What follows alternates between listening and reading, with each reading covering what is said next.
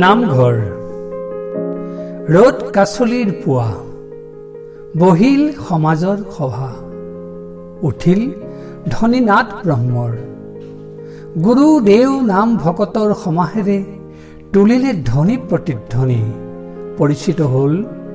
নাম লোৱা ঠাই স্থূল বৈকুণ্ঠ সঠিক ঠিকনা দিলে শংকৰ ভাস্কৰ শ্ৰীমন্ত পুৰুষে নামঘৰ ইক্ষু বুলিলে ৰসনাত অনুভৱ নহয় ইক্ষুৰ সোৱাদ ৰামকৃষ্ণ বুলিলে সমস্ত সোৱাদ অনুভৱ দি ৰোমাঞ্চিত কৰে তনুমন এয়াই প্ৰকৃত নাম নামৰ সোৱাদ ভৰা জুতি লৈ ভকতে তোলে প্ৰসংগৰ জোৱাৰ মানস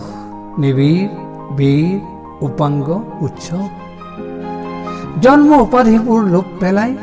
সামাজিক সত্তাৰ চিনাকি দিয়া ভকত সংজ্ঞা সামূহিক জীৱনৰ মূল পৰিচয় এয়া নামঘৰ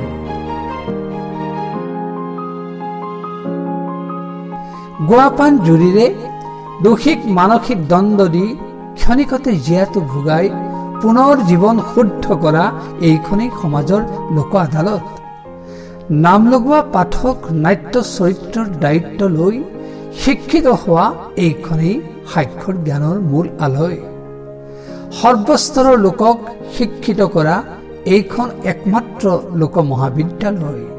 ইয়াৰ বৃহন বিদ্যালয়খনেই সত্ৰ পুথিৰ প্ৰাণ প্ৰতিষ্ঠা কৰা সংৰক্ষণ কেন্দ্ৰ এইখনেই নৃত্য গীত ভাওনা স্থাপত্য